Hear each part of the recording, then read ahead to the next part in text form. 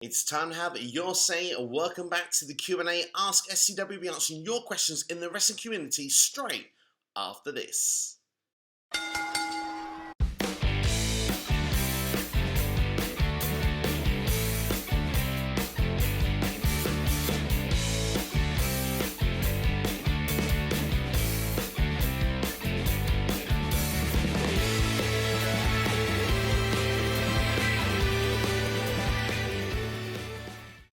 Don't call it a comeback. SCW back once again answering your questions on WWE, AEW and much more. Before we get into the first question this week though, just to say, where have I been for the last few weeks? Well, I've been away on my honeymoon. I was in New York, had a fantastic time. I'm wearing my New York Knicks jersey, as you probably can see here. And of course, while I was there, I even got the privilege to go to my first WWE pay-per-view. That's right, I was at the Survivor Series in Brooklyn, New York, which was great fun indeed.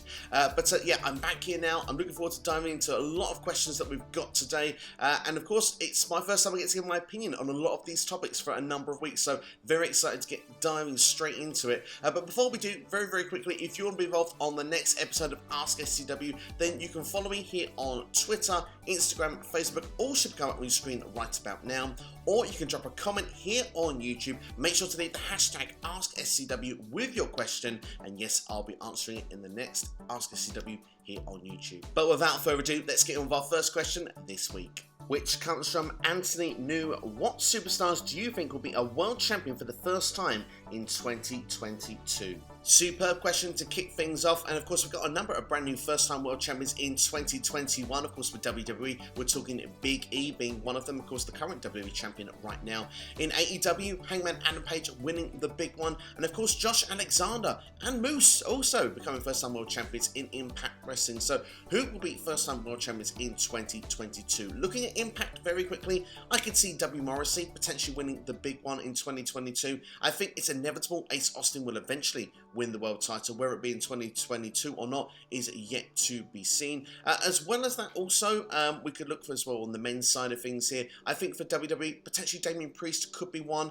I think Riddle has got a shout to be another one as well. I do think eventually RK Bro will implode. I do think potentially Riddle against Randy Orton could be a big match at WrestleMania, which makes me believe Riddle could be a shout for Money in the Bank this year and going that same sort of route that we got with Big E. So we'll have to see if that will play out that way. As for AEW, MJF all day long. I think he seems to be the natural fit that could take the title from Hangman Adam Page if Bryan Danielson isn't the one to do so. As for the ladies, first-time world champions as well, with the Dr. Britt Baker, DMD, and as well as that in WWE, Bianca Belair, both having standout years. As long as Rhea Ripley also was a first-time world champion also in 2021. So going into 2022, who has got that potential?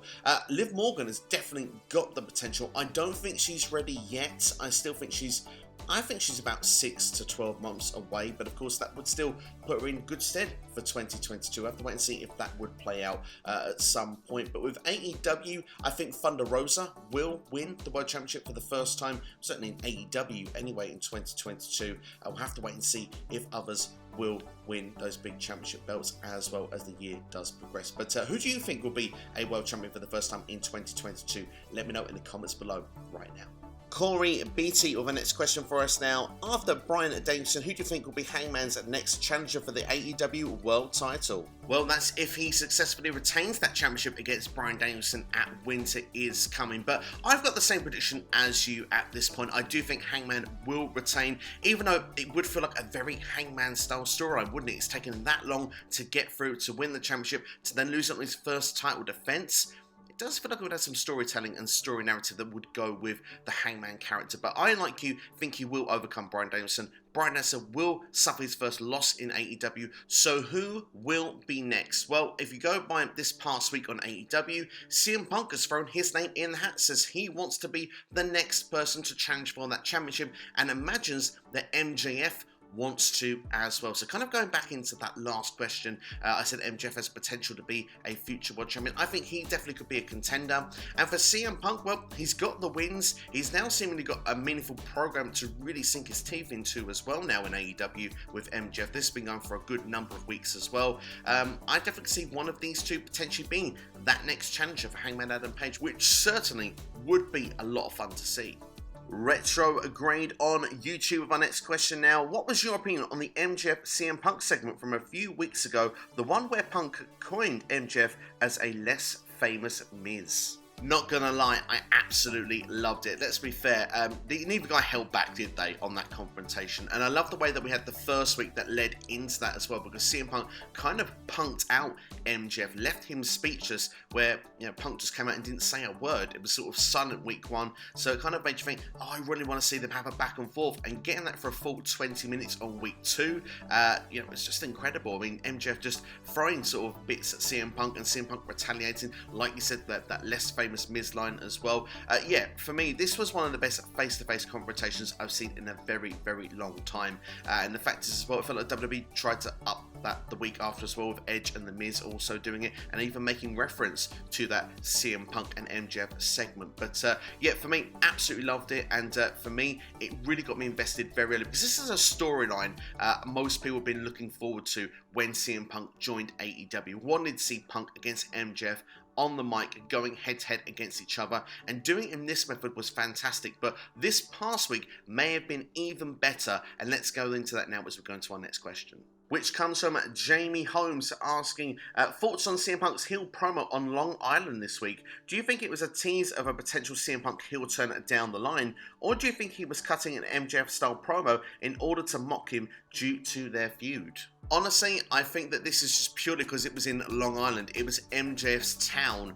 We had it with, you know, CM Punk in Chicago, where that first promo for 20 minutes took place here. This was a big risk that AEW took this week, because everyone said about the idea of that when CM Punk, if he was to debut in AEW, the major heat that would happen if MJF was to come out to his music, to actually do it as the flip reverse in MJF's hometown, got a really sort of, you know, big reaction from the crowd. It was almost like being in Montreal, you know, where you kind of got the, hang on, the babyface is being booed and the heel was being cheered.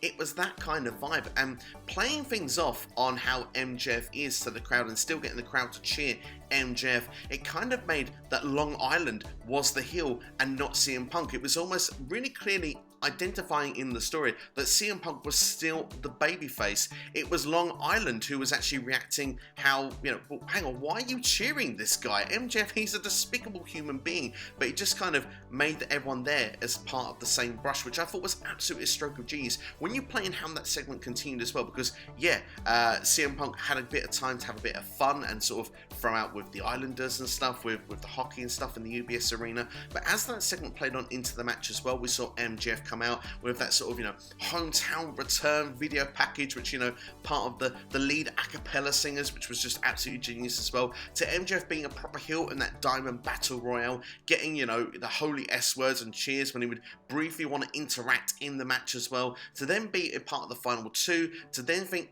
should I make the save? Do I do the babyface thing when Dante Martin's being attacked by Ricky Starks? He does make the big run to the ring, which makes me think, hang on, MJF is going to be a babyface in his hometown? Of course he's not. He's going to attack the babyface and take part of that, and CM Punk, then the actual babyface, comes in to make the save there. So you know really which role is which here. Even though CM Punk had the ability to sort of play heel on that crowd, CM Punk was still the babyface in and amongst the story, and we at home were made very clear on how that was. And I think that was done as an absolute stroke of genius, because to be fair, that could have gone disastrously wrong. AEW took a massive risk, but it paid off big time, and it made that storyline even more better. The only minor things of this storyline for me, if we're talking about CM Punk and MJF at this point, for me that's been a slight where I'm not as fully invested, is CM Punk struggling to be the likes of a QT Marshall and a Lee Moriarty. Now, granted, I understand, again, this is another layer of this storyline that MJF is saying, well, why you got a chance against me, one of the pillars of this company, when you're struggling to beat some of the jobbers of this company? But CM Punk, obviously, he's getting back into shape, into ring shape. Ring rust is an issue, I guess. He's built himself up to become a top guy, rather than jumping in straight up to go against the Kenny Omegas. Now, did with Darby Allin, of course, granted, but where other people have been like Bryan Danielson that can go straight to the top, with CM Punk, they're making that journey and building himself back up to be that top star that he once was. We kind of just got to go along with the ride. But this really feels like the real big first program. I know with Eddie Kingston that was a program, but it was quite short put together. I never really believed in the idea that Eddie Kingston would win that match. I believe that MJF has a shot here at beating CM Punk just as much as Punk of beating MJF. So this is finally poised and finally balanced. I'm loving what they're doing with it, and because this has kind of gone in a very unique direction this past week, I'm interested to see where it will go next, where there'll be other twists and turns. But make no mistake, CM Punk will still be the babyface now, MJF will still be the heel now. But you mentioned the idea of a CM Punk heel turn. People will eventually get bored of this reunion comeback, the nostalgia of CM Punk. So this shows that there is potential that Punk could go down that avenue at some point in the future. But is it in the near future? Definitely not for me. I think that CM Punk, at least for the next 3 to 6 months, will remain babyface. But who knows? Maybe at some point. But no, I absolutely loved the direction they went with this week. One more question then on CM Punk and MJF, and of course it's the money question from Ladarius Brown here. How do you see CM Punk MJF feud playing out? Well, like I said earlier in the video, this really could go either way. I have a believability that MJF could lose to CM Punk because Punk is on his road to a World Championship match, or CM Punk could be getting his first defeat in AEW, courtesy at the hands of MJF, which would have, well, another heat magnet to what is already, the top heel it feels in the company in MJF right now, because every time he speaks, God, do we listen. I think ultimately MJF is going to be the one that's going to pick up the victory, because MJF finds a way to win. No matter what he does, how despicable he gets, he usually finds a way to win. And I do think a win over Punk puts him back in the world title contention, and we're probably talking Revolution, Double or Nothing. I think MJF will become AEW World Champion, defeating Hangman Adam Page, because potential only lasts for so long. We've had long-term storylines play out for years in AEW, and I think the one of MJF becoming World Champion, I think it shouldn't wait another 12 to 18 months. I think within the next 3 to 6, we should see how it would work and how it would play out. And I do think that, if we think MJF is despicable now, imagine him as World Champion. So yeah, I think MJF will hand CM Punk his first defeat in AEW, and then Punk can go on to do whatever he does next. Maybe has CM Punk still got it? Does that storyline then continue that way, that he can beat the likes of a QT Marshall or Lee Moriarty just about, but can't beat an MJF? Where does CM Punk go from there? That narrative continues. So I think that's where I'm going to go for the prediction as a narrative conclusion of this storyline. Good Cop, Bad Cop, a wrestling podcast. The Ring of Honor pay-per-view, of course, last night now at the time of recording, will be the last one ever. Do you see ROH coming back after a hiatus in April, as described in their press release? I really hope so. I mean, Ring of Honor has done so much for the wrestling industry over the last 20 years now. I mean, some of the superstars that have got an opportunity that may not have got it elsewhere, the style of wrestling, the honor style, pure rules, everything that's been in relation to Ring of Honor wrestling, I hope that it will make a return in April. I do think if it does return, it's very different to what we see now. It will be almost like starting again. Maybe it'll be like a PWG, but I mean, at the same time, it was an end of an era last night, so I think a lot of those superstars that were there on that night, I don't see them coming back, because I just think that Ring of Honor may not be in a position to bring them back full time. I think a lot of these stars will probably, although they probably felt they were treated very loyally by Ring of Honor during the pandemic, I would say as well at the same time that a lot of them would want to have guaranteed work. But I mean, this is me speaking from opinion here. I hope that Ring of Honor does make a return. I don't think it's a guarantee, but I'm going to stay with hope. I was positive when they first broke this on their press release. I'm going to remain positive, because I think the wrestling industry would miss a Ring of Honor. So I really hope that it does make a comeback in April. Next question comes from Everything Pro Wrestling. What are your top 5 Ring of Honor matches? Fantastic question, this one. Now, I'm going to have to be brutal honest and say I've not seen everything Ring of Honor has done. In fact, my first real experience of following Ring of Honor was from about 2016 up until the present day.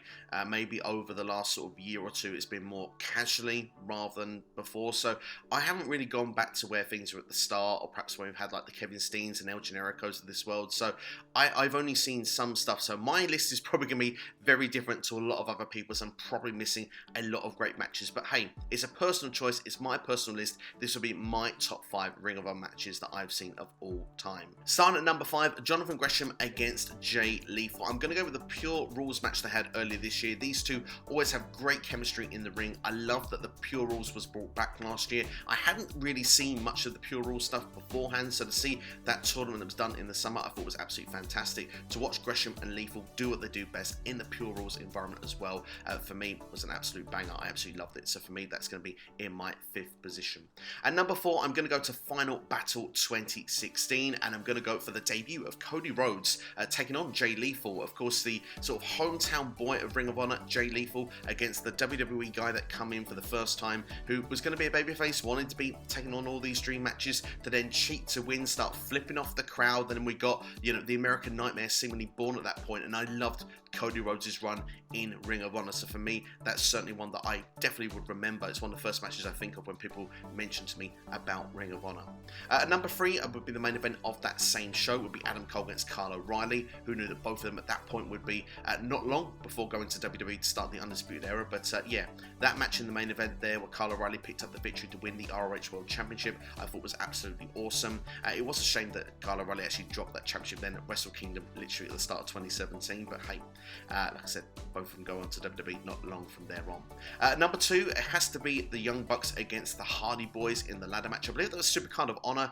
The night before the Hardy Boys went to actually make the comeback to WWE at WrestleMania 33, of course one of the biggest pops of all time. That really sounded like a WrestleMania. That ladder match as well, when you think about that, the ladder match they went through at WrestleMania 33, to think what they went through the night before against the Young Bucks, for me was absolutely incredible. And I do hope that when Jeff Hardy gets healthy, if he can get healthy, that if he can go to AEW and they can do that actually in All Elite Wrestling, I think that would be pretty awesome to see. But of course, health and safety is what must come first. So Jeff Hardy, let's hope that he's in a good place and that he's fine to come back at some point further down the line.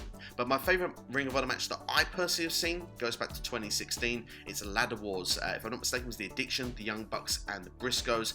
And the risks in that ladder match environment was just absolutely insane. I don't think it felt for me watching a WWE sort of TLC style match, but the level ante just going up another level or two. The stuff that those guys were doing in the ring was absolutely insane and incredible. So for me, Ladder Wars in 2016 still remains to be my favourite Ring of Honor match that I've seen. But I will make a conscious effort to try and go back at some stage to watch more classic Ring of Honor action. But at this particular time just hasn't really been there for me. But that's my top 5. Let me know yours in the comments below. Main event, Chris, of our next question now. What were your thoughts on the debut of Hook?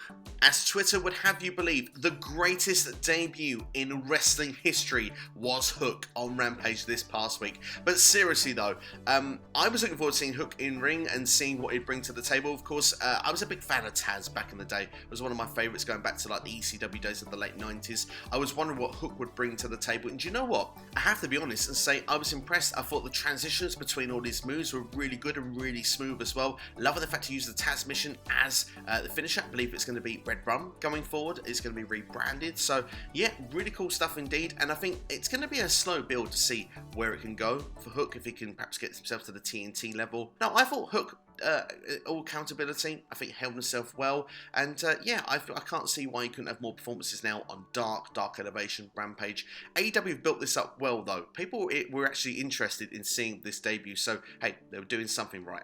Mike, a Tanhabs Mike for our next question now. With Johnny Gargano's contract up, chances are he won't make a decision until after his baby is born. Where do you think Gargano ends up with? He would be lost in the shuffle in AEW, I think either Impact or WWE. One of the biggest talking points this week, of course, is Johnny Gargano, because yes, the contract expired, but do you know what? He's got a story open for when, if he decides he wants to re-sign with the company and come back. The way they wrote him off TV was fantastic. The end of that NXT, he got the full spotlight, the full treatment. Unlike Kyle O'Reilly, by the way, who's just been losing matches, lost at War Games, then lost to Von Wagner, and just sort of was written off, if you want. The story, I suppose, is open for Kyle O'Reilly to come back as well, but it feels a bit more clear-cut that Kyle is not coming back, in my opinion. Gargano, I felt things were a little bit different, because first off, with War Games, yes, they wanted to build up the story with Bron Breakker and Tommaso Ciampa, but hey, if Gargano's leaving the company and he's not coming back, wouldn't it have made sense for Gargano to have taken the pinfall in War Games? I understand what they want to do with Breakker and Ciampa, but usually that's the WWE way, is the guy that's leaving is the guy that loses. Then he got the main event segment about what's his future going to be. Of course, they made a big deal of it after War Games. And then, of course, he got the big attack from Grayson Waller, which, let's be fair, it was quite old school, it's quite traditional, but it was very, very well done. And if he wants to come back to NXT and go back to that schedule, he's got a perfectly good program waiting for him when he returns. So, like you're saying, I don't think he's going to make his decision until the baby is here, and we'll see what happens from there. I don't see Gargano going to a Raw or a SmackDown. The money might be great, but I don't think that schedule is going to be what he wants to do. Impact is a great schedule for him because, let's be fair, he could go in, do the tapings, and then he gets to be with his family non-stop. It's like 3 or 4 days, perhaps once a month, and then he's back the rest of the month. He's with his family. So Impact would make a realistically good shout. But with AEW, it seems to be the cool place to go, whether it be lost in the shuffle or not. A match of the great matches that are on offer for Johnny Gargano, and let's be fair as well, one that I particularly want to see, face Johnny Gargano against the heel Bryan Danielson. You could have done that in WWE a few months ago, but you can't do it now. So many wrestlers are leaving WWE. Yes, a lot of them have been released, but a number of them are choosing not to re-sign with the company as well. It's not the cool place to be anymore, particularly if you are part of Black and Gold. You are not going to be pushed the same as what you were before. It's all about the 2.0 guys going forward. You are there just to help those ones be elevated. If you are not going to go to a Raw or SmackDown, that's what they really want a Gargano to do at this point. Just to go back on that last point, yes, Tommaso Ciampa is currently NXT champion. Granted, probably counters what I've just said, but mark my words, he is only champion just to build up one of these 2.0 guys, and it's going to be Bron Breakker. It's to make it feel much more of a bigger deal. Then after that, Tommaso Ciampa will be just like the others. They'll be just making stars going forward rather than actually being the focal point of the NXT 2.0 show. So for me, Gargano could go back to NXT. It's something that I wouldn't rule out, but if I had to predict right now what I think is going to happen, it's hard. People are saying in the rumor mill that he's not going back, that he's got no intention of going back. So potentially AEW would be the shout. I think it's the cool place to go. You look with the Adam Coles, the Bryan Danielsons, that's where they're going. Bobby Fischer's gone there as well. Kyle O'Reilly could be joining very shortly. So yeah, I wouldn't be surprised if that's where Gargano's going to go, because let's be fair, you don't have to go there to be a world champion. You could go there and be the mid-card guy, put on fantastic matches, go and have pay-per-views 4 times a year, and be absolutely awesome. Not necessarily have to be booked every week either, because not every superstar is on a Dynamite or a Rampage. You may get weeks given off here and there. And Candice LeRae's contract is coming up as well. So what's going to happen with her situation? I'm assuming she'll obviously be taking care of the baby for a little while, but maybe when she wants to come back in ring, would she want to go to an NXT, or would she want to be a part of the AEW women's division, where she could be potentially someone, a focal point, like a Becky Lynch is now, come back after being a mum and being a world champion in the division. She could be an AEW Women's World Champion. So there's a lot of different things that could be playing into this. I wouldn't be surprised if Gargano was to go back to NXT. I'd rule out definitely Raw and SmackDown, but a part of me does feel he could be his way to being all elite. Next question coming in then by Wrestling by Waldridge. Thoughts on Von Wagner and his trajectory in the WWE? Honestly, I find him a bit generic, if I'm going to be quite honest at this point. He doesn't do anything bad. All of his matches are fine. Everything he does is fine, but I don't feel anything's done that's quite memorable either. I felt that, okay, he was thrown into the Fatal 4-Way for the NXT Championship match when Samoa Joe was injured and they crowned Ciampa the champion. Had a fairly good performance there, but I still couldn't turn around and say anything definitive from that match that he done that really stood out. And since then, I feel all of his matches, they're just there, if that makes sense. When I look at the War Games we had this past weekend, I thought that Fabian Aichner really stood out in that match. I thought that the other 3 competitors were fantastic, where I thought that, Wagner did fine, but was just fine. I didn't think there was anything special about his performances. I feel now that he's had the full heel turn on Kyle O'Reilly, and although it felt like the most generic cage match I've ever seen this past week on NXT, but hey, when you had 4 cage matches in about 4 days, it's expected that one of them isn't going to stand out as much as the others. I hope now that he's gone full on heel that we're going to start seeing a bit more edge, something a bit more special about this guy, because there's definitely raw potential. There's no question, argument about that. I think he has the potential to be a big star for many years to come, but at this particular point, nothing's quite broken through yet. But what I would say is, from what I'm saying, it's generic, it's simple, it's fine. Nothing's been bad either, and I think that certainly means, well, hey, he's in NXT. We should give him time to try and build and grow as a performer, and perhaps, who knows, in the next few years, he could be one of the top guys that WWE has a prospect of seeing in the company. So let's see how it plays out. Martin Lorenzo Carrillo of our next question now. With WWE's roster now different from earlier this year, will WWE capitalise on any underutilised talent on the current roster by next year? Happy to see the Q&A back. Thank you so much. It's great to be back as well, and I obviously always appreciate your questions as well. I mean, the thing is, looking at it now, like you say, many people have been released, and we've got a lot of talents that still probably not being used to the best of their ability, but they're going to get more TV time. There seems to be a lot more space on WWE TV right now. The rosters are a lot thinner. We've just had a draft, and more people have been released. So the way I look at it from WWE, there are people like Ricochet that probably can get more TV time. Los Lotharios if getting TV time. We'll try and ignore they lost in about a minute this week on SmackDown after being undefeated for about 3 weeks. But there are superstars that are potentially going to get more time in front of the screen and have got more chance to connect. And perhaps WWE will eventually have to start trying to push and build new stars because they can't rely on the same people forever. But what I would say is that there are talent there. There's a great amongst the talent pool in WWE. And of course, let's not forget NXT 2.0. If you're in NXT, you've been a part of Black and Gold, and they've got no use for you in 2.0 anymore. They'll probably push you to Raw and SmackDown if they can. And with 2.0, I think some of them will get fast-tracked as well. I can't see, for example, Bron Breakker, I can't see him being in NXT for too long. I can see him becoming champion. I can see him holding that to the summer. I reckon by the draft next year, you're seeing him on Raw or SmackDown, and I see him being a big deal very early on as well. So yeah, I mean, for me, that's how I can see it happening in 2022. I can see certain superstars maybe getting more time to shine than perhaps what they would have done, perhaps considering the sizes of the roster earlier this year. And I think some people will be called into the mix as well. It's going to be interesting how it will play out. But it's a very interesting time in WWE right now because, yes, say what you want with people that are not there anymore and the methods that have been done about it. Look at the talent that is there, and there is a lot of potential still right in amongst our very eyes. And some people have been saying, oh, they're never going to get pushed. They're never going to get that opportunity. Now just might be that time. So let's see how things play out as we go into the new year. Non-stop wrestling chat of our next question now. Would you like to see Lesnar and Lashley work a program for WrestleMania? Yes. Next question. No, to be honest, I mean, it's a no-brainer, this one. It's a match that many of us want to see. These two big beasts of men going head-to-head would be an awesome feud to see, with the MMA-style backgrounds as well. Could have a fun program put together as well in storyline purposes.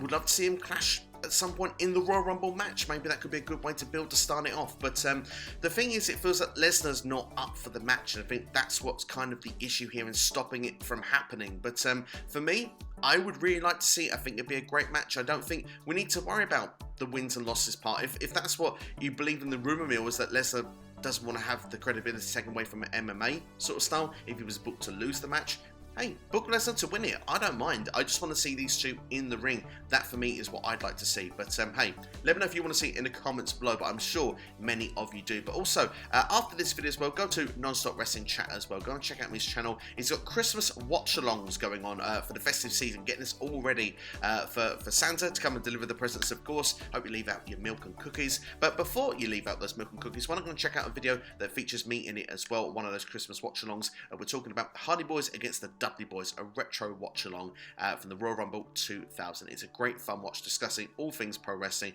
Go and give him a subscribe as well, and go and check out his awesome content. Dylan Ketchum with our next question now. Roman Reigns versus Brock Lesnar at WrestleMania 38 seems to be the most likely destination if you believe the rumour mill at this point. And it's, let's be fair, it is one of the biggest matches WWE can do. The only thing is if we have this 3 or 4 times on the road to WrestleMania, I feel like we've probably seen the story play out. But a big finish is expected at day 1, and whatever that big finish could be, maybe will make us want to see more. We'll have to wait and see. I think that the best way to do that, to make us want to see at WrestleMania, the big finish should be that Paul Heyman is now...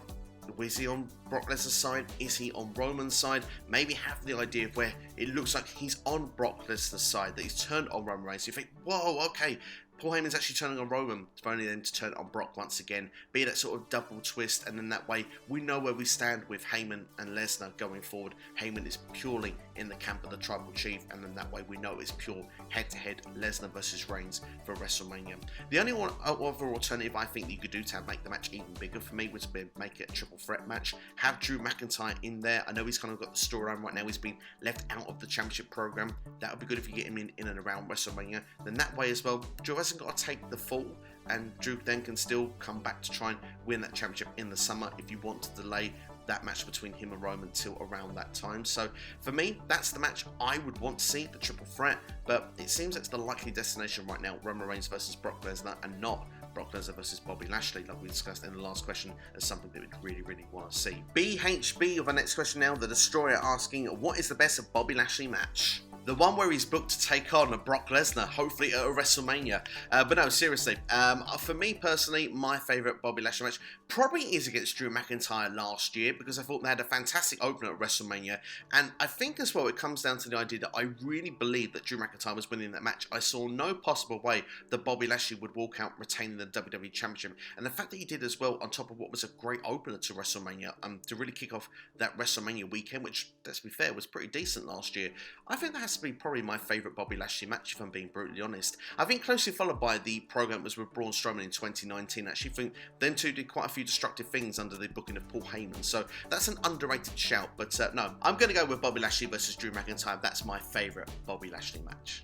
Supersonic X of our next question now. Is SmackDown's women's division lacking a top tier babyface since half of the women are busy with other storylines? Who'd you bring up? Asuka, Bayley, or someone from NXT? Well, they certainly could do that with Asuka and Bayley. Of course, both are on the shelf right now. Alexa Bliss would be another shout also when they come back. I mean, we've had the draft and things have changed already. I mean, people have been released and stuff like that. So it wouldn't really be a big thing if WWE were to just, bring the person back and say, you're on SmackDown now. That certainly would be a potential. But there are a lot of actual babyfaces on SmackDown at this point. We've had the debut of Xia Li, of course, who, let's be fair, isn't going to be a top tier at this point. Toni Storm at the moment is in the championship picture, but again, not top tier. Sasha Banks has turned babyface. Arguably, she is the top tier one. And Naomi, if this storyline can take off like WWE wants it to, could actually end up being a top tier babyface. So that's certainly a potential.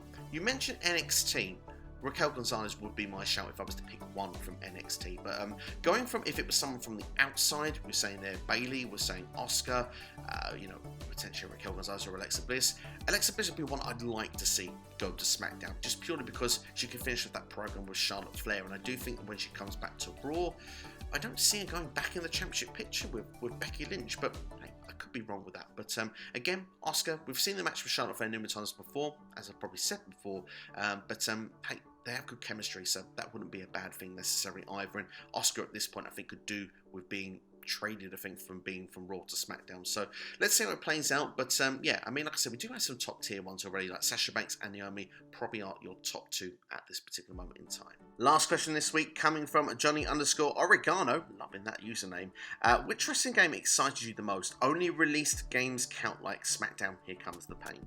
Quite a lot of the games do and did back in the day, probably up until the last sort of 6 or 7 years. I used to be always buzzing when a wrestling game was coming out. I think the ones that I hyped for the most probably would be SmackDown Shut Your Mouth. I think back in 2002, that was like the first time that the whole rosters of like WWE, WCW and ECW all like on one wrestling game. I know that Here Comes the Pain is probably a better game, but the hype that was there for the idea that Rob Van Dam was going to be on a WWE game and, being able to play with the draft as well and sort of make your own rosters and stuff, that was really, really cool. I didn't really know about the GM modes until I bought the first one that had the GM mode on it. I've always been a big GM mode guy, but so I've probably been hyped for those games since with that, and there is a little bit hype for this next game purely for that reason, as I believe it's making a comeback with the My GM mode.